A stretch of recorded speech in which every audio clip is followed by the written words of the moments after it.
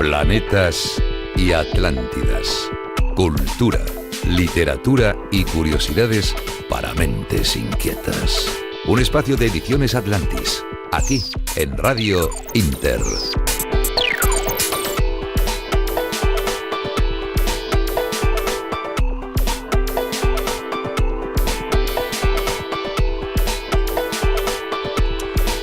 Nuevo programa de Planetas y Atlántidas. A partir de hoy, justo al inicio de Ratones de Biblioteca, habrá una pequeña intervención telefónica, o quizá en el estudio, del humorista y magnífico cómico Manolo Rollo.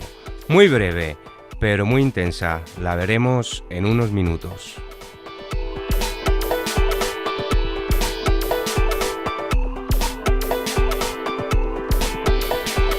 Tendremos después de nuevo con nosotros a nuestra habitual Teresa Abedul, coordinando la sección Ratones de Biblioteca, para hablarnos de la historia de las palabras, junto a la escritora Manena Munar.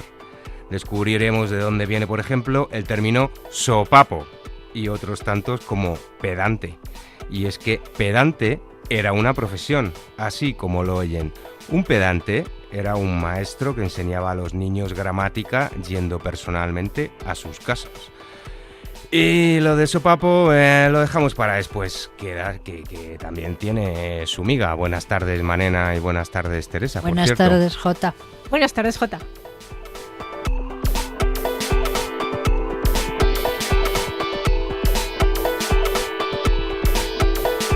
Y continuaremos con el apartado Tema Lunáticos, donde vamos a contar de nuevo con los autores Julio Holgado, consultor financiero en España y América, y Gabriel Montevado, con 25 años de experiencia en unidades de inteligencia y seguridad.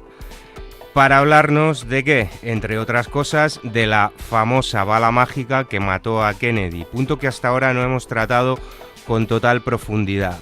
Y hablarán también del servicio secreto de Estados Unidos. Pero antes tendremos en directo por teléfono a Kurt Savoy, el mejor silbador del mundo, con quien iremos contando en los próximos programas para hablarnos durante unos minutos de su gira por España en abril y mayo. Kurt Savoy. Buenas tardes, Emilio Porta, Julio Holgado y Gabriel Monte. Buenas tardes. Buenas tardes.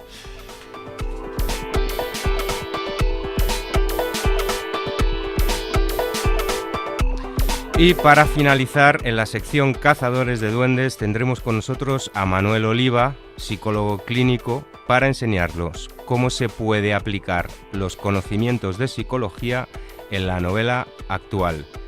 Buenas tardes, Manuel Oliva. Buenas tardes, Jota. Comenzamos con Ratones de Biblioteca. Ratones de Biblioteca. Peculiaridades literarias que te dejarán con la boca abierta. Aquí, en Planetas y Atlántidas.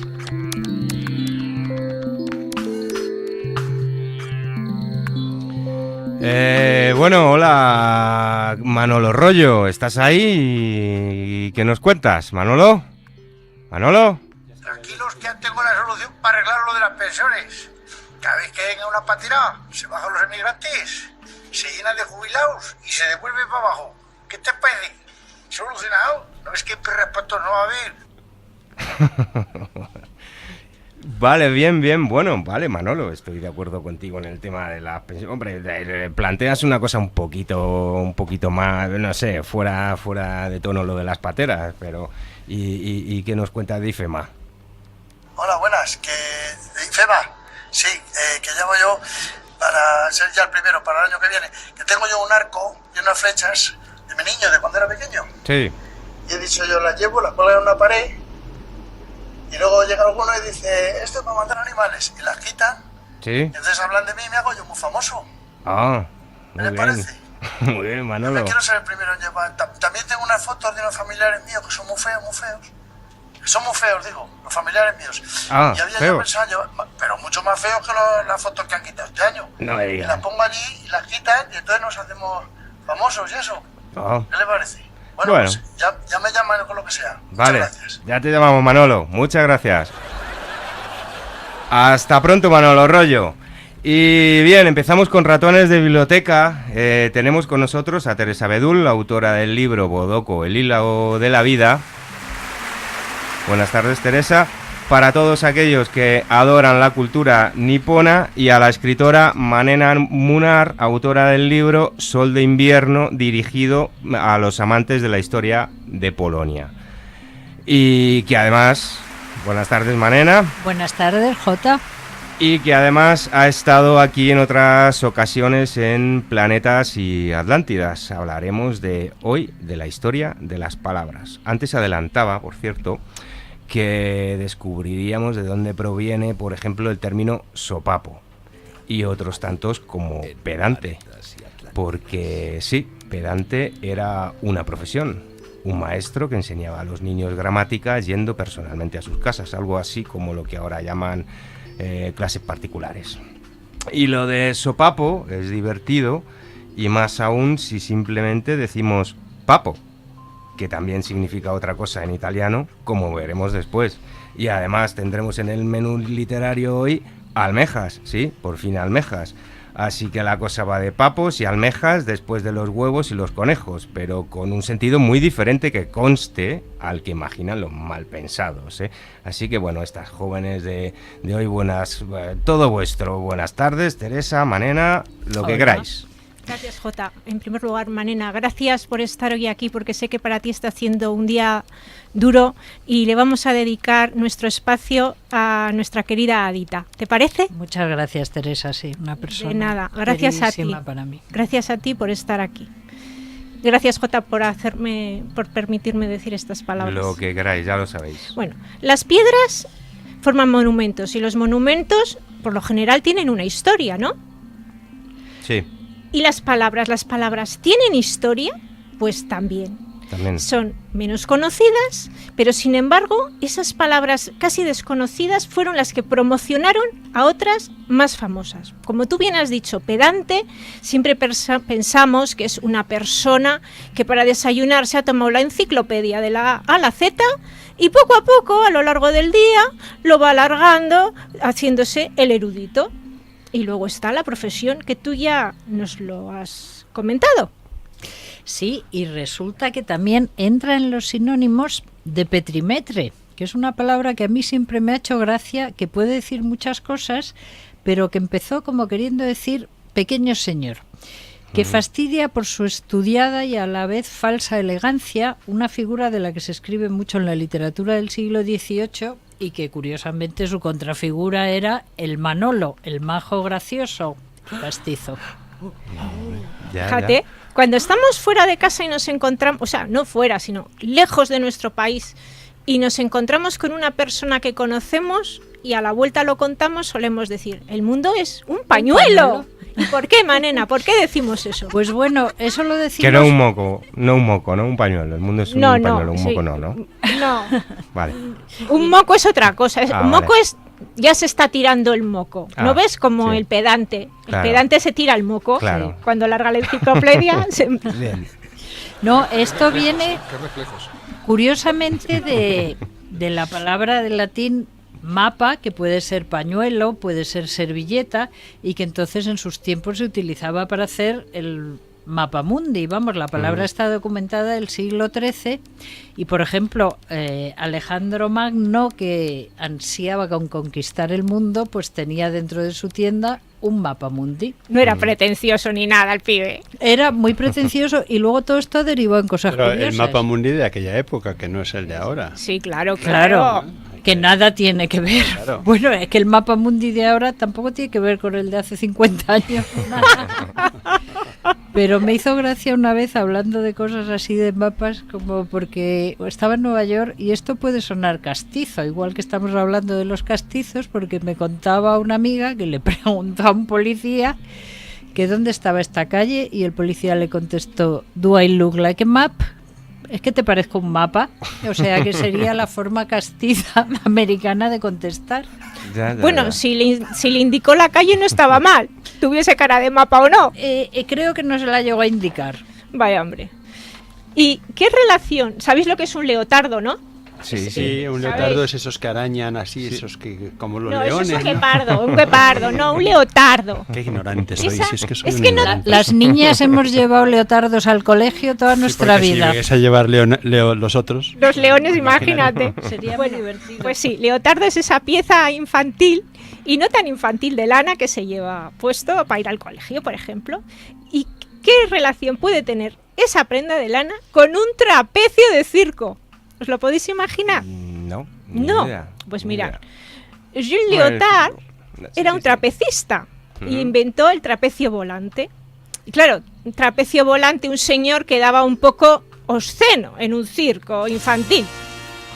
Y entonces se le ocurrió una prenda de punto y sin costuras que le quedase ceñida a la par que elegante. Como su apellido era Leotardo, solucionado. Fíjate qué cosas. Qué interesante. Sí, sí. ¿Y sopapo con papilla? Pues mira, manena, sopapo me suena rotundo. Y papilla tan rica y tan tierna, pero no lo sé, la verdad. Ya empezáis con los papos, ya tan pronto. A ver. Las apariencias lingüísticas engañan, igual que las demás, Me ¿eh? está pareciendo que sí. So quiere decir debajo y papo es la papada de una persona. Entonces esto Pégate, manena. se refiere a un sopapo dado en la papada, pero el papo en realidad su origen viene de la sopa blanda o la papilla que tomaban los niños, comida de niños. Y de papá Ya. viene papilla, empapar o paparrucha, o sea que de ese vocablo podemos sacar de todo. ¿Paparrucha también viene de ahí? Sí. También. ¿Ah, sí? Sí. ¿Y cómo viene? Porque yo lo veo Pues venir a muy tanto, mal. mira, déjanos que sigamos con las palabras divertidas, Es que que verás no lo ahora. Sabéis, no lo sabéis. Pero la próxima vez te lo prometo que te Cuenta lo de cuento. Navidad, cuenta de Ah. Navidad, ¿no? Mira, Scrooge, paparruchas. en Italia papo también es papi, papi cariñosamente, papá. A ver, ¿sabéis lo que es un bebé gordinflón? Sí, Sí, claro. ¿no? Sí, ¿Y un mamotreto? también. ¿Y qué relación puede tener? Pues no sé, un bebé metido en un mamotreto. Nah. No. Antes se pensaba que los niños que eran criados por las abuelas eran unos bebés gordinflones, rollizos y abultados. Ajá. Como los mamotretos. Ajá. Yo no me imagino a una abuela cogiendo a un niño de teta y diciéndole ¡mamotreto de mi vida y de mi corazón! ¿Y no hubiera sido más lógico que se llamaran abuelos tretos? Pues no, porque los bebés eran los gordinflones y los abultados. Pero si los criaba la abuela y les daba todo ese tipo de cosas para que se pusieran gorditos. Le daba papilla, claro. A ti tu abuela no te ha dado papillas A o mí te ha dado sí, algún sí, sopapo. Sí, y además mucha. Y luego decíamos, este niño está para comérselo, cosa que en el extranjero choca mucho. A mí me han dicho más de una vez, en España coméis a todos los niños. Sin embargo, en Papúa Nueva Guinea, en aquellos tiempos, sí estaría No, lógico, sí, ¿no? no era Porque pues, mentira. el niño está para comérselo, pero era lógico en aquella. Bueno, no seáis crueles, porque en el siglo XVI se empezó a denominar así a los libros y a los legajos de gran tamaño. Fue mucho más tarde cuando mamotreto pasó a ser un objeto grande y un estorbo. ¿Y enconar y manchar los pañales? Ay, ¿cómo estamos hoy, eh? Pues enconar es un cabezota. Y manchar los pañales pues los hacen los niños gordinflones que toman papilla. Seguimos con los niños, pero enconar en medicina es cuando la llaga o la herida se inflama o se infecta. También puede significar rencor, que enconaos esta persona, rencor, animadversión, contaminar, cantidad de cosas. Vale, Ya. y tú estás muy seria. Pero yo, lo que os voy a decir ahora no es broma, ¿eh? Os podéis reír, pero no es broma. Estoy hablando de una almeja diminuta que era una ocupa y estaba muy ocupada. Ya estás con las almejas, Teresa. Si Es que hoy traigo un menú Michelin de 5 un estrellas. Un menú muy picante, un menú literario muy picante. O con mucho perejil, si son a la marinera y muy vascas. También, con mucho perejil. Bueno, pues broma es también comer con avidez. Y esto es lo que hizo esta diminuta almeja, que se llamaba Broma, cuando Colón, en su cuarto viaje, se quedó sin naves gracias a ella, ya que se había metido de ocupa y había comido avidmente la madera de las naos del pobre Colón. Que realmente eran almejas a la marinera. Pues yo no sé si eran a la Nunca marinera. mejor dicho, desde luego. No lo entendemos, ¿no? Porque una sola almeja se puede comer todas hombre, las naves? Fue la almeja de esta broma más sus amigas y colegas y familia. Así todas juntitas. Pero yo creo que más que Claro. almejas son unas termitas, ¿no? Porque No, pues como son moluscos. Las termitas son moluscos. Las termitas son moluscos. No, No, ¿sí? Así No. que O son hormigas, ¿no? sí. Son hormigas Pero así. yo te estoy hablando de la De la almeja. almeja. Claro. Broma. Que no es broma. En resumen, que Almeja todas las termita. desgracias de Colón fueron por Por las la almeja. almejas. Vaya, es Totalmente. que este Colón, yo no sé. Luego, en el siglo XVIII, la palabra broma es cuando adquiere el sinónimo de burla y chanza. Y en el XX es cuando cambia a diversión y fiesta. Como puede ser, a mí esta palabra me hace mucha gracia porque es que es curiosa. Lo de chándal y vendedor de ajos, ¿quién lo diría? Pues el chándal procede del verdulero, el frutero que vendía ajos. En Francia, en el mercado parisino de Les Halles, Les allez. les allé, yo de francés poco, que vestían un jersey que se llamaba chandale, marchand d'ale o vendedor de ajo. Luego, en cambio, si te vas a La Rioja, pues dirían que aunezca el ajo. Diría un buen riojano, palabra que se utiliza para que algo cunda. Separa las judías de la Fuente de Dolores a ver si aunecen. Madre mía. Bueno, chicas, se nos acaba el tiempo. De hecho, estamos ya fuera de tiempo.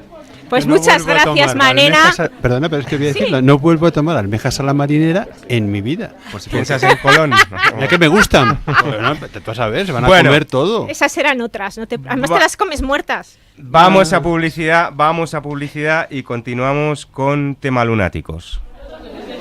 El 22 de noviembre de 1963 murió asesinado el presidente John Fitzgerald Kennedy. El 24 de octubre de 2017 han sido desclasificados los penúltimos documentos reservados sobre el caso. Aún restan 200 documentos sin desclasificar. Sumérgete en el misterio del crimen sin resolver más importante del siglo XX. Los cazadores siempre son invisibles es la novela de Julio Holgado, que te acerca con habilidad a los entresijos del caso desde el entretenimiento y el suspense. Los cazadores siempre son invisibles maneja con rigor las más avanzadas investigaciones sobre el magnicidio de Kennedy y las intenciones últimas de sus protagonistas. Una novela sorprendente y eficaz. Los cazadores siempre son invisibles, de Julio Holgado, una novela publicada por Ediciones Atlantis, ya a la venta en Amazon y las principales librerías y cadenas comerciales. Espacio Mentema, 39.000 metros cuadrados de plena naturaleza en Boadilla del Monte dedicados al deporte, ocio, cultura y vida. Ofrecemos campamentos de verano Mentema para que sus hijos estén activos y se diviertan en un entorno agradable y seguro en un ambiente totalmente natural en Semana Santa, Navidad y días sin colegio, con un amplio horario de 9:30 de la mañana a 5 de la tarde y servicio de guardería desde las 7:30 de la mañana hasta las 6:15 de la tarde. Infórmate en mentema.es o llamando al 916 33 14 46. Espacio Mentema, en Boadilla del Monte, Madrid. Conoce Activa Psicología, un centro de psicoterapia que trabaja día a día por mejorar la calidad de vida en niños y adultos. Profesionales con amplia experiencia, atención personalizada y un trato cálido y humano son nuestras señas de identidad para ayudarte en todos los problemas psicológicos. Llámanos al 91 446 47 48 y entra en activapsicología.com. Estamos muy cerca de ti. 91 446 47 48, Glorieta de Bilbao 1, Madrid. Activa Psicología. Psicólogos de confianza. Centro autorizado por la Comunidad de Madrid. 91 446 47 48, Glorieta de Bilbao 1, Madrid. activapsicología.com. Tema Lunáticos. Un lienzo repleto de actualidad e historia. Aquí, en Planetas y Atlántidas.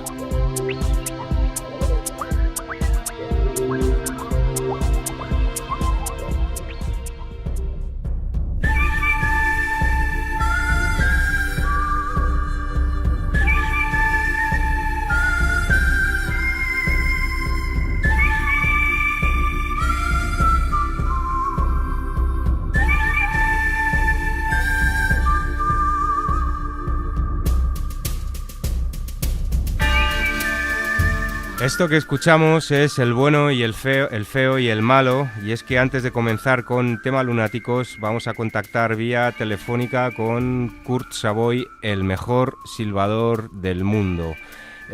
Buenas tardes, Kurt Savoy. Buenas tardes, Jota, encantado de saludarte y a todo el equipo de ahí de la emisión. Bueno, cuéntanos cuándo comienza tu gira por España, háblanos de la Sala Maravillas, qué temas vas a tocar, por qué temas se te reconoce. Bueno, pues la gira empieza justamente ahí en el Teatro Maravillas, cerca de la Glorieta de Bilbao en Madrid, y voy a estar con un cuadro de actores fantásticos que van a pegarse en el escenario, que hacen, decoran la canción, le dan vida a la canción también con su actuación, acompañado también de un grupo maravilloso de músicos, y ahí estaremos en el Teatro Maravillas todos los martes de esta primavera próxima. Bueno, ¿y qué más? ¿Alguna anécdota, alguna curiosidad sobre tu carrera? Bueno, que estoy presentando mi libro, el segundo libro, estoy presentando en todos los Corte Inglés y en todas las, en todos los sitios, y también, pues nada, que... ¿Y aquello que me contabas de Frank Sinatra? ¿De Frank Sinatra? Sí. De Frank Sinatra, no, que da la casualidad que mucha gente me atribuye a mí que yo sirvo según qué películas de Ennio Morricone.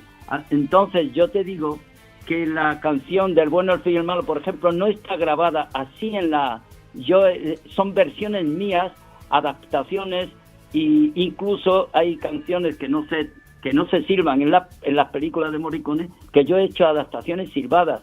Entonces la gente me ha puesto a mí como si yo fuera el silbador de las películas. Y siempre te has relacionado con ello, ¿no? Sí, yo he hecho muchas películas con Rafael Durán, con muchos productores españoles, de aquellas películas que se llaman españoladas. Sí. Y entonces, y aparte aquí en Francia he hecho un montón también para Paramount americana, pero pues eso queda aclarado, ¿de acuerdo, Jota? Vale, bueno, pues Kurt, seguiremos hablando en el próximo programa y continuaremos con curiosidades sobre tu gira por España en abril y mayo. Sí, os contaré anécdotas muy simpáticas a lo largo de mi carrera, y espero que ya pueda ir un día personalmente allí a la emisora con vosotros y pasarlo muy bien. Vale. Un saludo a todos, un abrazo muy fuerte. Venga, un abrazo, Kurt. Hasta luego.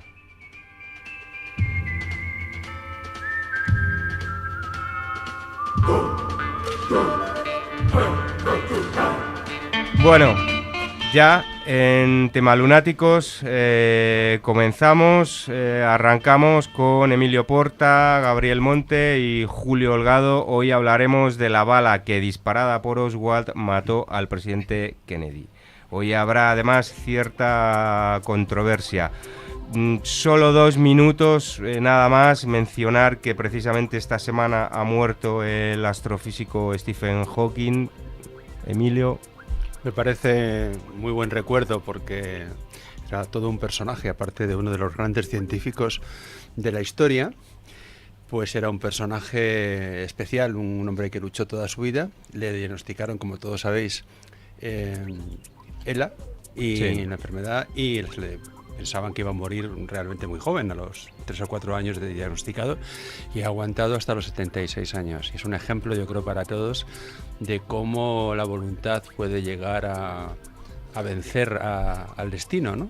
A la fatalidad. De hecho, él contaba una anécdota, hablando sobre el destino, que decía que no es cierto eso de que todos estemos predestinados y que no podamos hacer nada contra el destino, porque si así fuera, no miraríamos nunca antes de cruzar la calle, y todos miramos. ¿Por qué? Sí. Porque si estamos predestinados ya, nos iban a atropellar, miremos o no miremos. Eso lo decía en broma, pero realmente era un tipo de una inteligencia extraordinaria. Sí, bueno, descanse en paz. Descanse en paz. Bueno, continuamos. Emilio, presentas a Gabriel y Julio Holgado. Sí, voy a presentarlos a los dos. Son dos grandes escritores, dos personas además dos investigadores de alguna forma, ¿no? De cosas que todos sospechamos y que ocurren, que suceden, y que ellos saben y que ellos han estudiado. Y han estudiado porque los dos, aparte de escritores, pues Gabriel Montevado ha sido militar y además ha estado trabajado en las unidades de inteligencia y seguridad del Estado durante muchísimos años.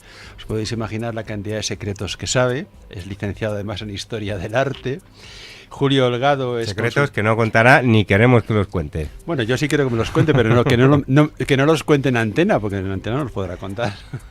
Que nos cuente lo menos secreto.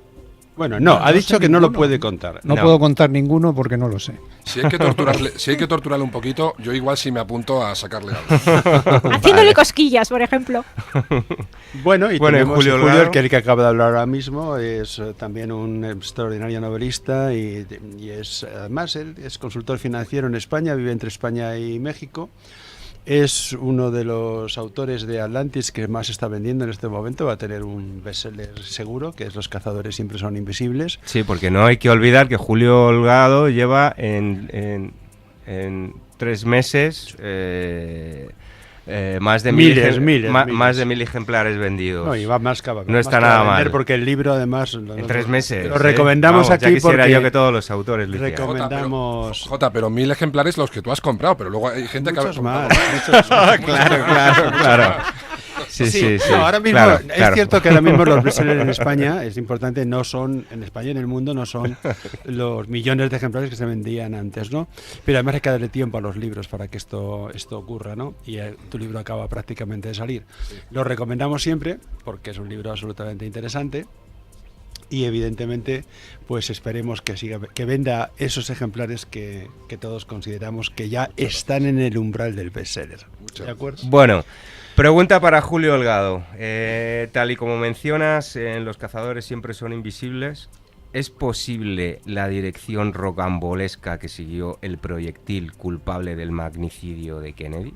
Esa es el gran dilema. Déjame solo un minuto para contextualizar a los oyentes. Sí. Básicamente nos remontamos a ese día a las 12:30 de la mañana en la Plaza Dilley de Texas, en noviembre de 1963, cuando se escuchan, a decir de la mayoría de los testigos, 3 disparos. Hay gente que opina que hay más, evidentemente esto tiene relevancia porque si la comisión Warren quería sostener que había habido un único asesino y debido a las características del fusil, un fusil de cerrojo, que quiere decir que no se pueden disparar más de un disparo cada 2 segundos y medio, en el transcurso de los 3 disparos del asesinato de Kennedy, son 7-8 segundos, pues solo caben 3 disparos. El primero se pierde en el asfalto, rebota, de hecho una esquirla le da a un asistente al recibimiento de Kennedy. El segundo es el disparo que consigue hacer 7 heridas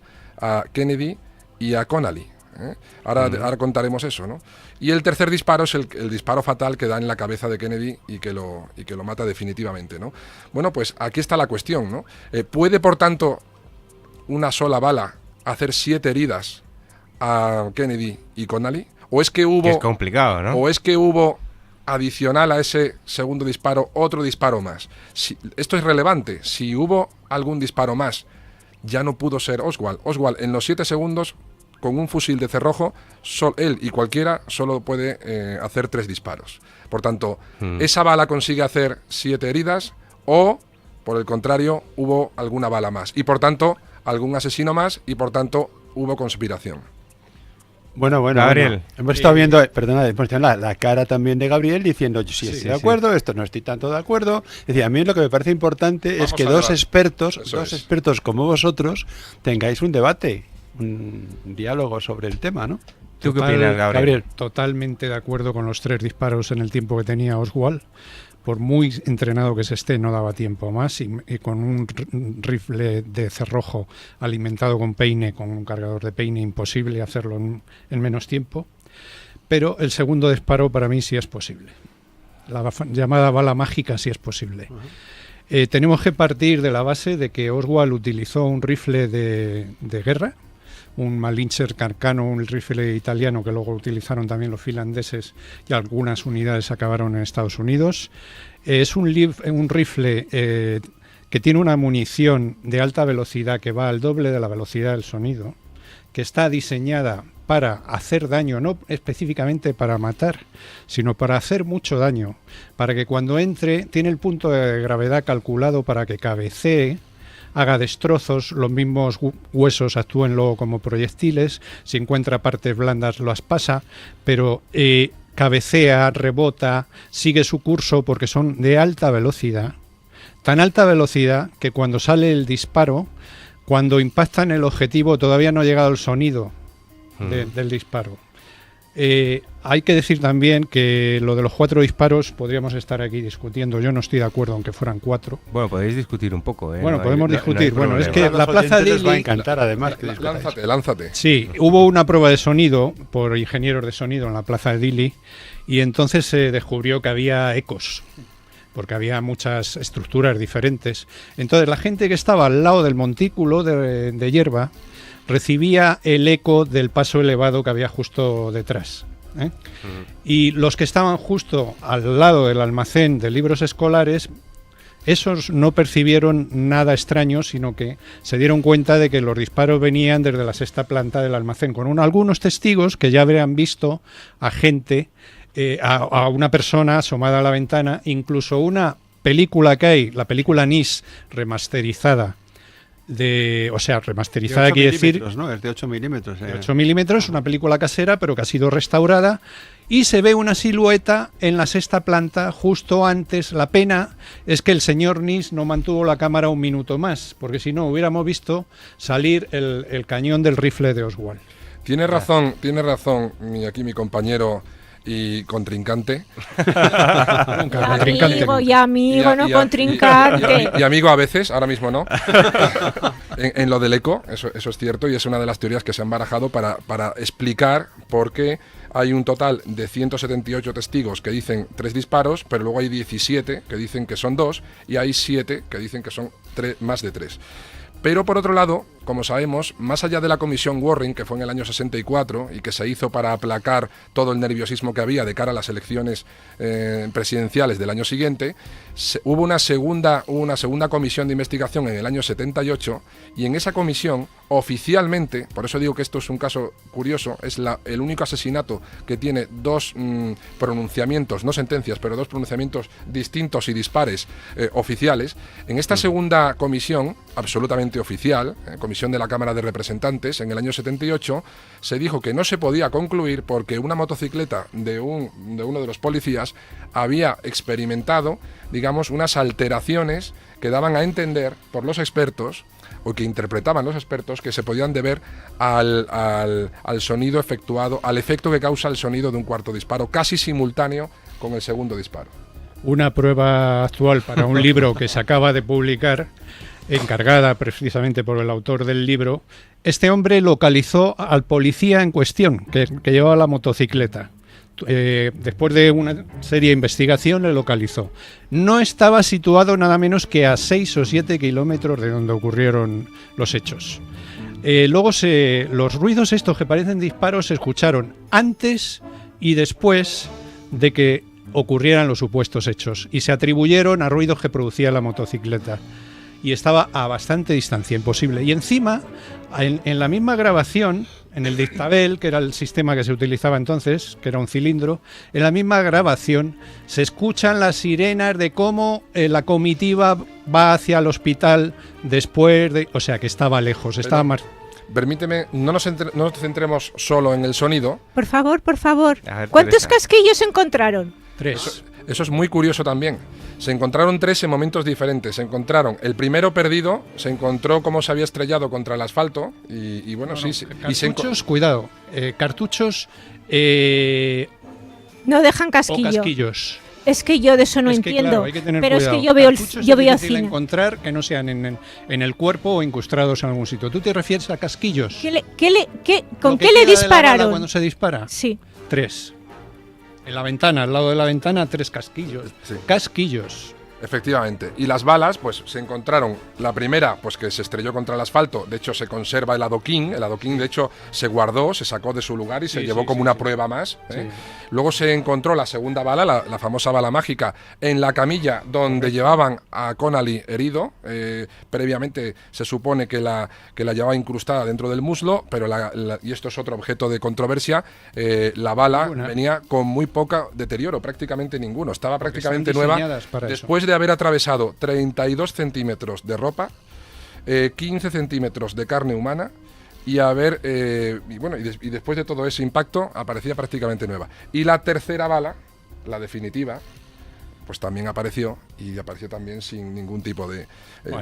Bueno, vamos a ver, más allá del tema de los sonidos, que es verdad que es controversia, y es verdad también que, bueno, ya en aquella época existía maneras de mitigar los sonidos, y por eso también podría explicarse que la gente cercana al montículo de hierba fuera la única que escuchara ese disparo, llamémoslo, secreto. Más allá del efecto sonido, hay otra prueba que habla de por qué no es posible que esa segunda bala hiciera todos esos destrozos, que son los fotogramas de la película conocida por todo el mundo, los 19 segundos de vídeo más vistos de la historia, que son la película de Zapruder, ¿no? Esos son fotogramas, ¿no? Y se puede seguir muy bien la línea de los fotogramas. De hecho, tengo por aquí el dato, salen 18 fotogramas por segundo. Bueno, en el fotograma 225 es herido por esta segunda bala Kennedy, por la espalda, y le sale por la garganta, por el punto de la corbata, del nudo de la corbata. Fotograma 225. Fotograma 235 es cuando se aprecia la primera reacción de Connally. En medio hay 10 fotogramas que equivalen prácticamente a medio segundo, que puede parecer poco, pero claro, tener medio segundo una bala en el aire es muy complicado a las velocidades que comenta aquí mi compañero. Por tanto, esa bala, que además, ahora hablaremos de la trayectoria, donde tiene que hacer prácticamente dos ángulos casi de 90 grados cada uno para poder llegar a todos sus objetivos.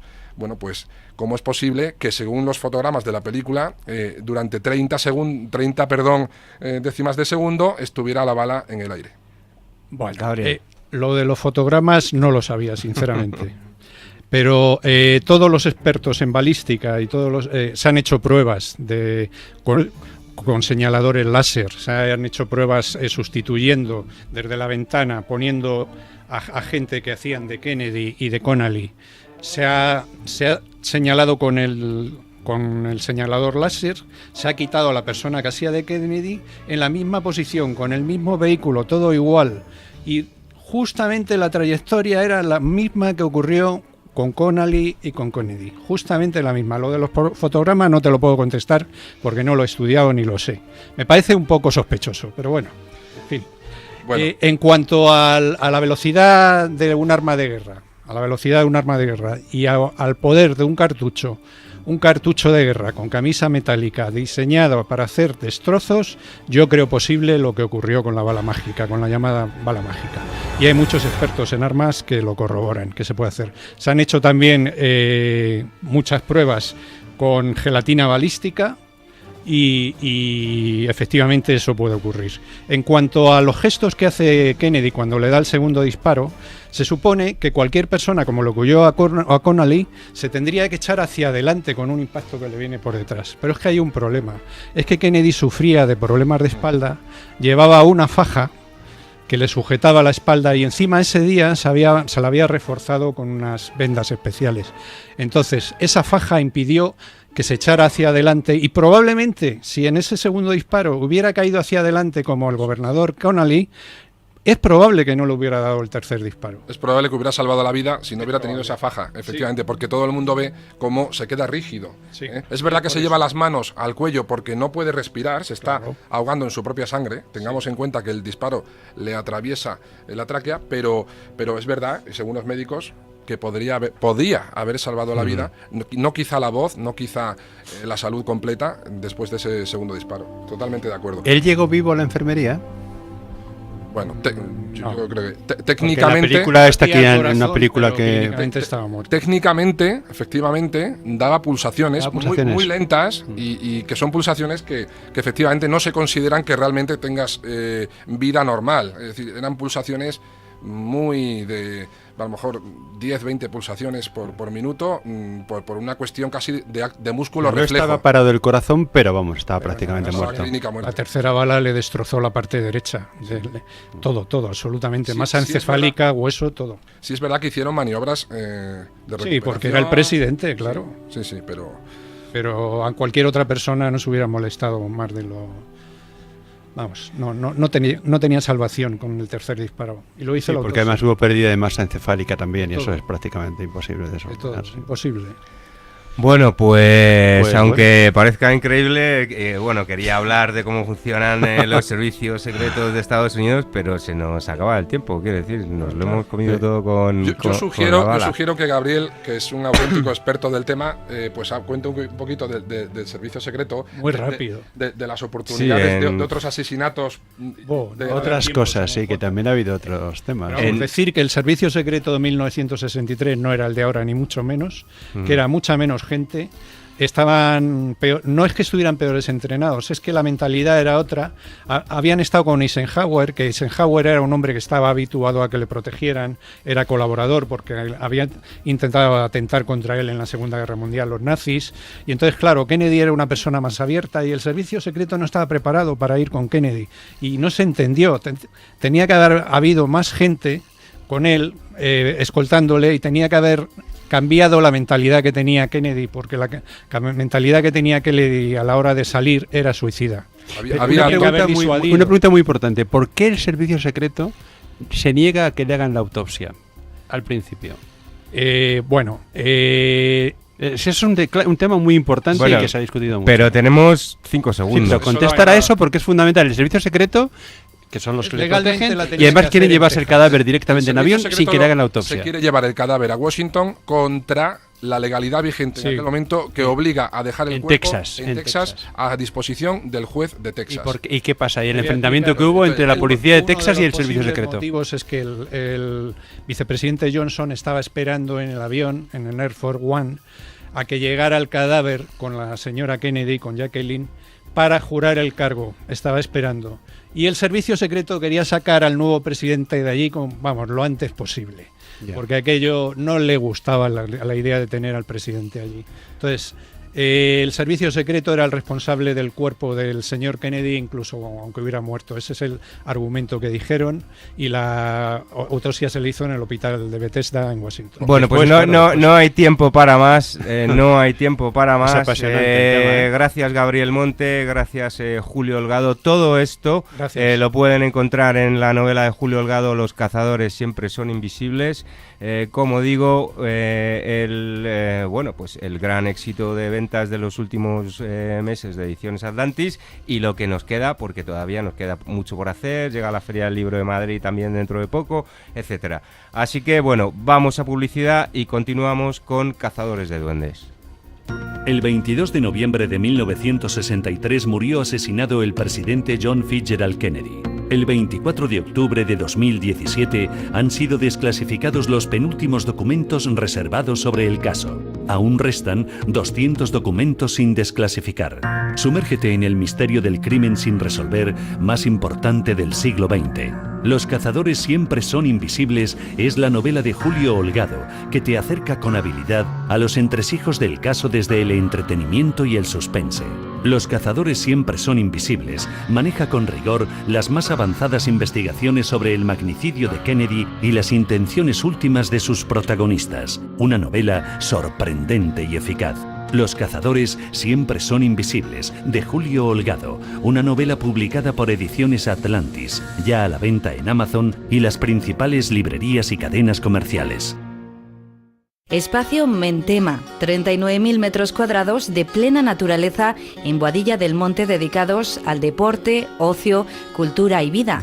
Ofrecemos campamentos de verano Mentema para que sus hijos estén activos y se diviertan en un entorno agradable y seguro en un ambiente totalmente natural en Semana Santa, Navidad y días sin colegio, con un amplio horario de 9:30 de la mañana a 5 de la tarde y servicio de guardería desde las 7:30 de la mañana hasta las 6:15 de la tarde. Infórmate en mentema.es o llamando al 916 33 14 46. Espacio Mentema, en Boadilla del Monte, Madrid.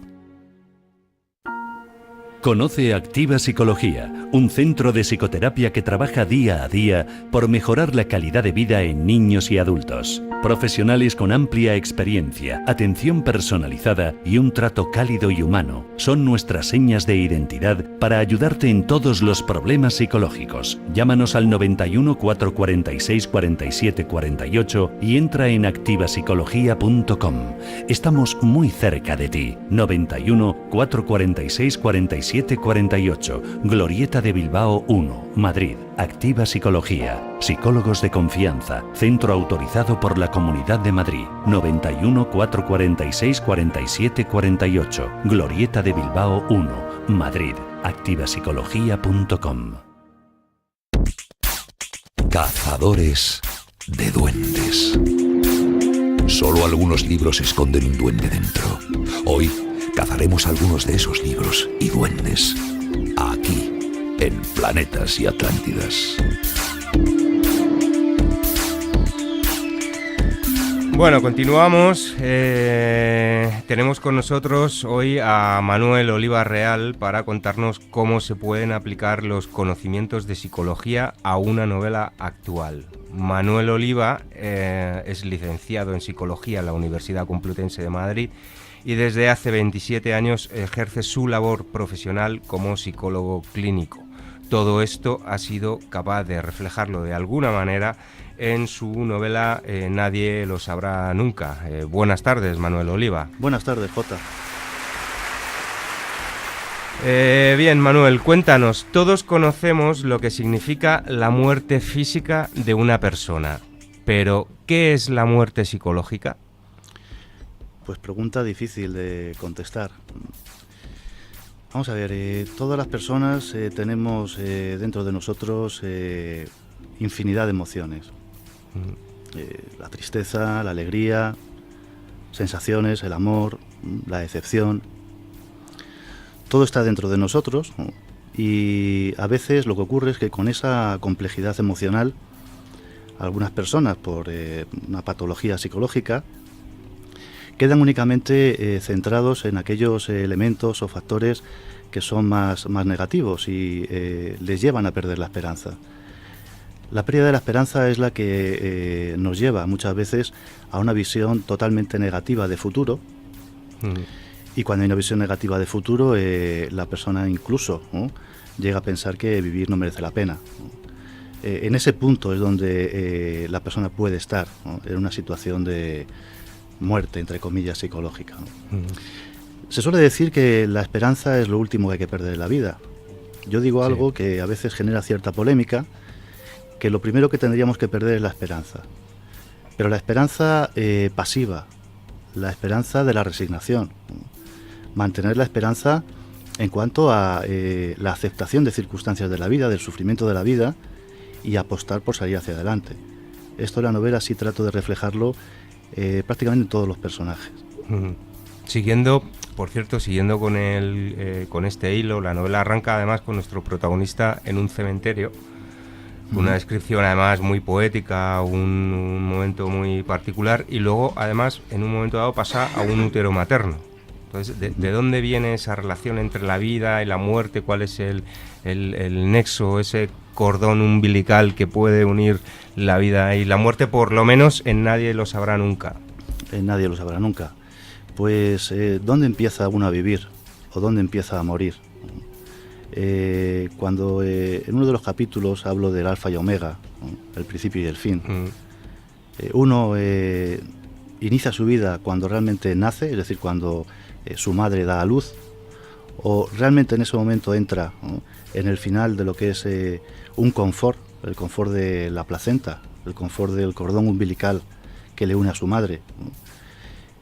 Eso es lo que yo quiero reflejar de alguna manera, ¿no? Y por eso aparece esa primera ilustración del cementerio, para luego revolucionar, ¿no?, ese concepto de alfa y omega, ¿no? Realmente cuando nazco estoy ya empezando a morir, cuando muero estoy empezando a vivir. Aquí también entran en juego los valores y las creencias de cada persona, claro. Muy bueno.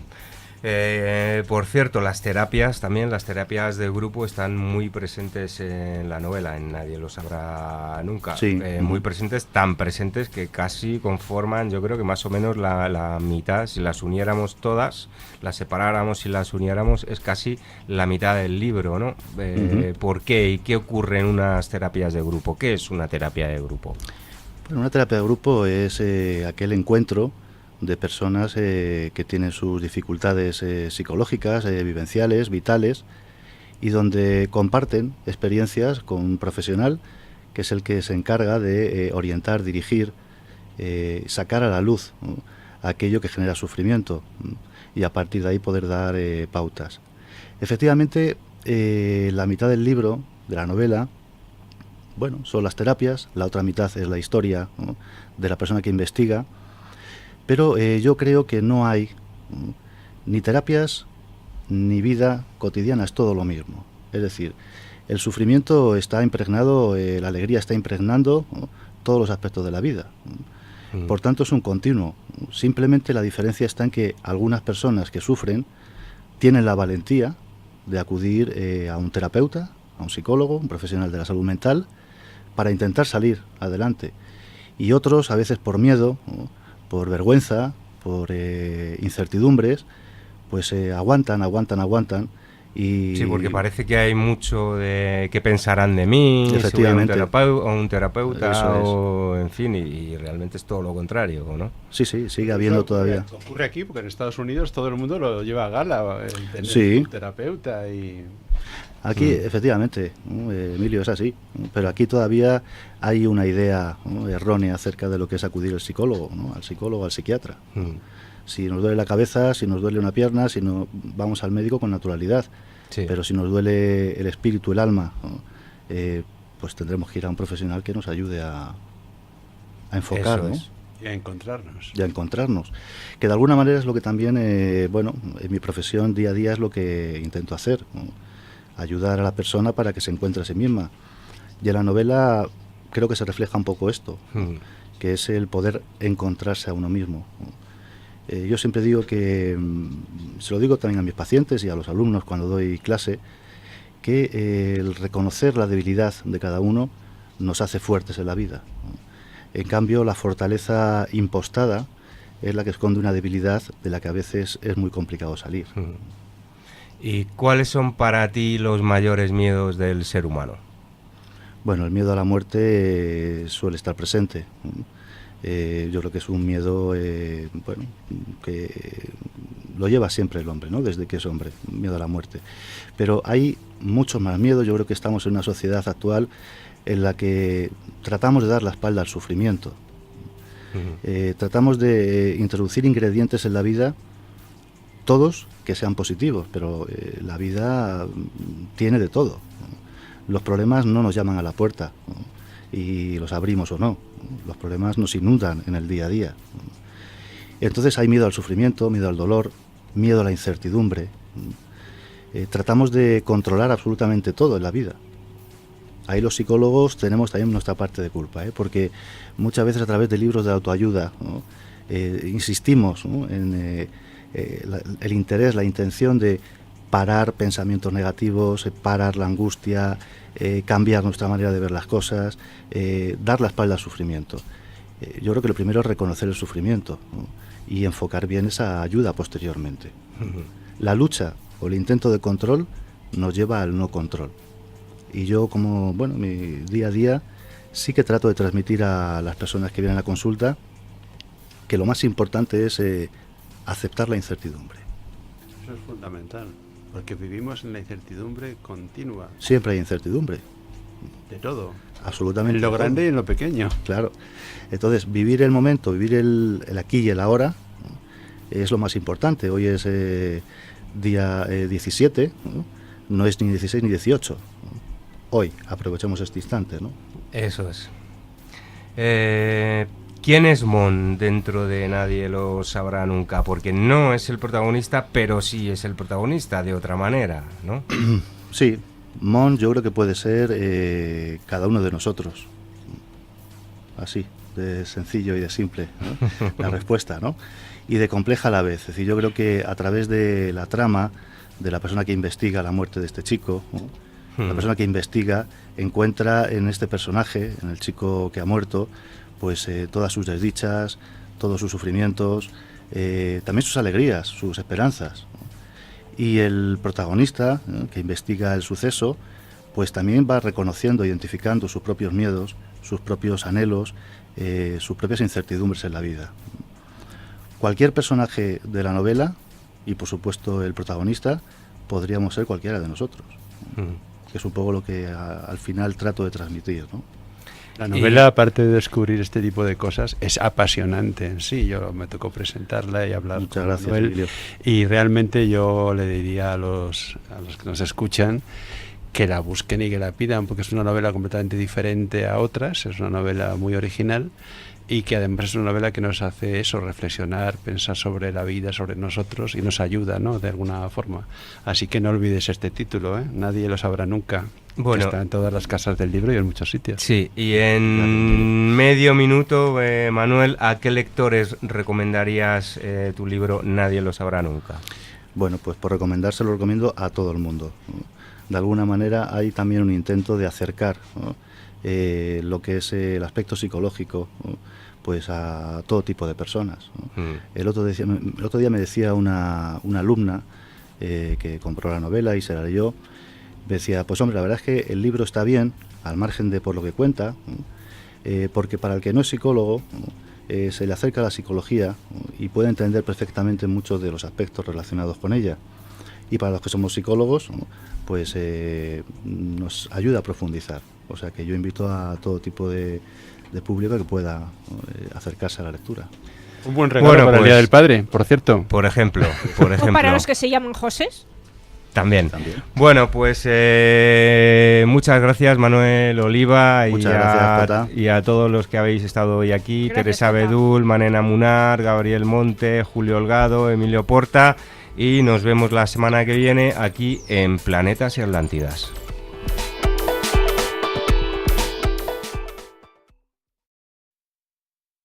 El 22 de noviembre de 1963 murió asesinado el presidente John Fitzgerald Kennedy. El 24 de octubre de 2017 han sido desclasificados los penúltimos documentos reservados sobre el caso. Aún restan 200 documentos sin desclasificar.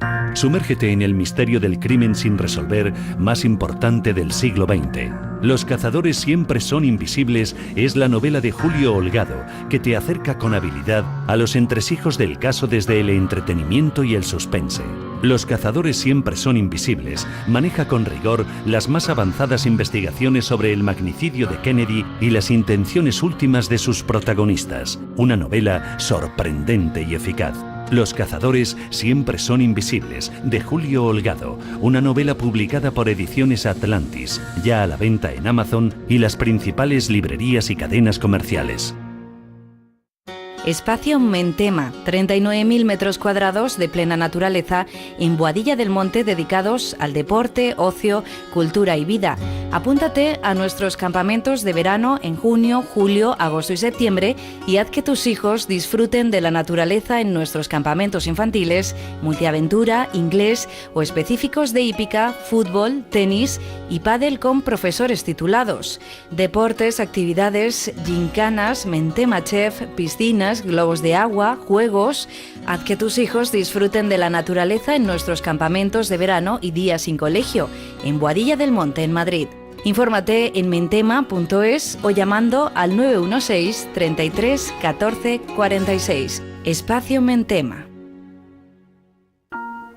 Conoce Activa Psicología, un centro de psicoterapia que trabaja día a día por mejorar la calidad de vida en niños y adultos. Profesionales con amplia experiencia, atención personalizada y un trato cálido y humano son nuestras señas de identidad para ayudarte en todos los problemas psicológicos. Llámanos al 91 446 47 48 y entra en activapsicología.com. Estamos muy cerca de ti. 91 446 47 4748, Glorieta de Bilbao 1, Madrid. Activa Psicología. Psicólogos de confianza. Centro autorizado por la Comunidad de Madrid. 91 446 47 48, Glorieta de Bilbao 1, Madrid. activapsicología.com.